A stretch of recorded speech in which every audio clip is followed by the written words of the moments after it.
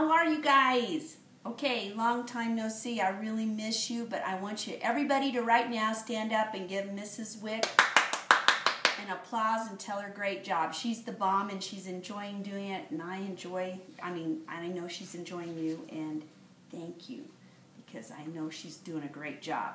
Okay, so what we're going to do now is we're going to start on transferring our design onto our tracer, and we did it onto our paper. So as you can see, here's my design. I took my pencil and I went over on the back of it like this. I taped it on.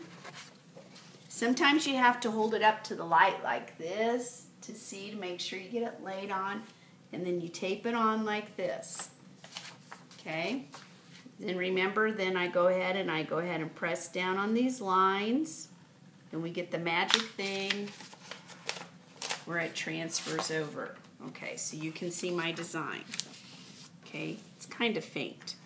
So anyway, next step is what I want you to do is I want you to use colored pencils. And what I want you to do is I want you to think about colored pencils as doing cool colors, okay, like forest colors, blues, greens, and purples.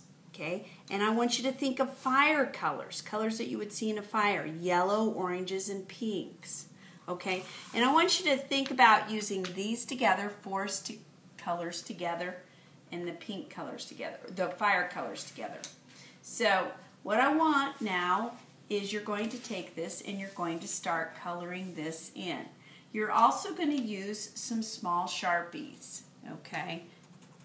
And you want to use the fine tip Sharpies, and we have some coming in, and not these. These are too thick.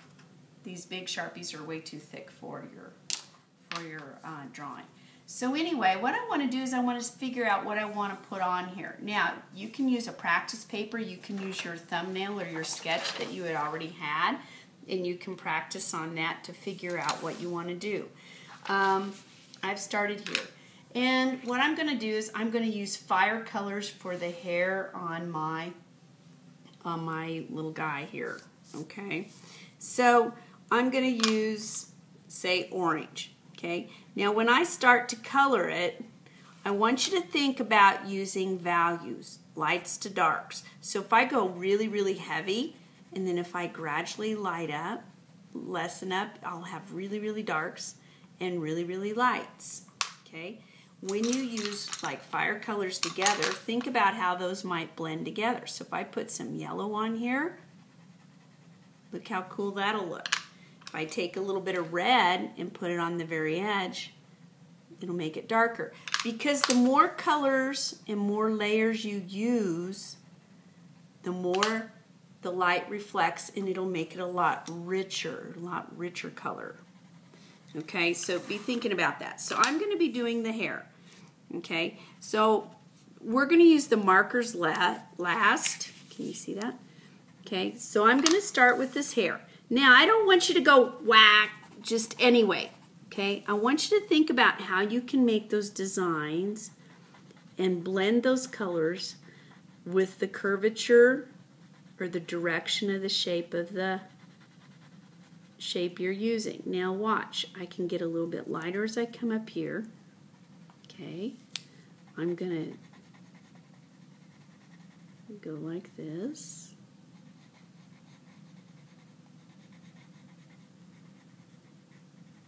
So it's looking pretty cool. Okay, now I might take a little bit of yellow, put a little bit of highlight in here,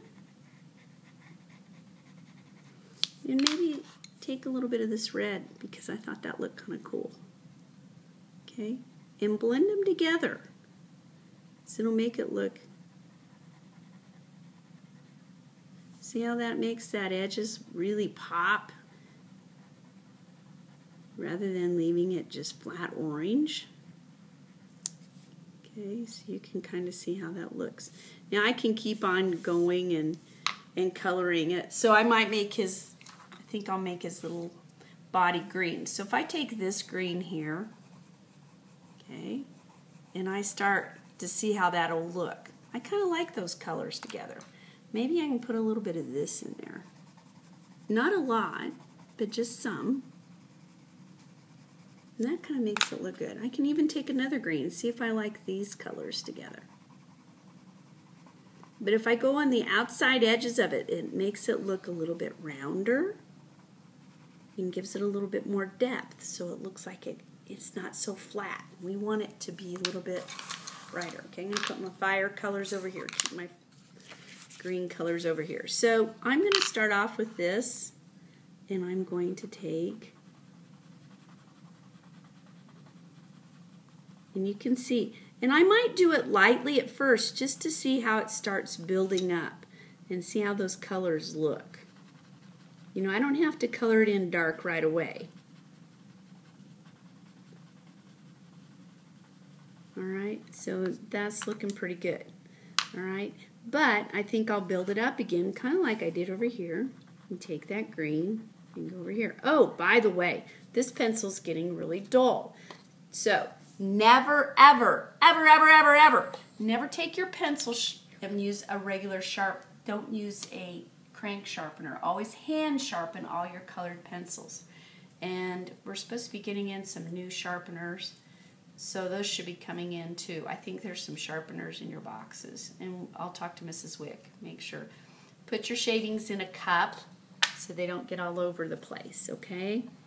So anyway, I can do this. Now, I might think I'm going to have purple feet because I've always wanted purple feet, so I'm going to put some purple feet on here. But now look how I'm keeping my strokes going the same direction or curving them. I'm not going like this, making it really messy. Keep it tight, okay? We call it keeping it tight by doing a really neat, nice job, okay, everybody? You can see how that does. Okay, so if I keep working on that, and if I keep, see now, look how I messed that. I didn't mess it up, but I'm going to have to use some other colors to get that to work. Okay, I'm going to put some blue and purple because blue and purple work well together. Okay. Alright, so when you get this all kind of colored in, let's say I'm going to get this all colored in, then what you want to do is you're going to use your small Sharpie, okay? And you can see how that is over here a little bit. And when you use that small Sharpie, okay, I want you to think of thick and thin lines. I want thick lines, a little bit lighter, thinner, thick, thin. And you want to break it up. You don't want all your lines really the same width, and you want to have some spaces. Leave some spaces in there. It makes it more interesting. So when I go over here, I'm going to take it, and then I'm going to outline it last. Okay, you're going to color it in first, but then outline it last. Okay, see how that's working? Of course, my face would be colored in. So he would have a green face too, forgot to tell you that. But start out light and then build it up, okay? Start out light, build it up, add your colors to it.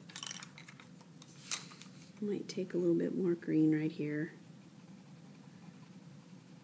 because he's going to have that green body. I mean, his whole face is going to be green all the way around, okay? And I'm doing this quickly so that you can see how that's going to work. But after I get him all colored in, then we're going to use the Sharpie. Okay, so what I want you to do, guys, make sure you get this transferred, make sure you have the lines the way you want them. Then practice using your colors over on this piece of paper here, or on a piece of scratch paper like I have right here. See what colors you like together. All right. And then I want you to start coloring. Keep it tight. Don't let it get sloppy because you want to make sure you let those pencil strokes define the direction of where everything goes. Okay? Then, after you get it completely colored in with your pencil, your colored pencils, then we'll use the Sharpies. Okay? Then we'll use the Sharpies to pull those lines out. Now you can see how that's going to really make that pop out. And that's what you're going to do, okay? And then we'll have our book plate. And then don't forget your lettering too. You'll do your lettering last. Okay? I'll do my lettering last. Last thing you do. All right. So, remember, art kids are smart kids. We'll see you next video. Bye.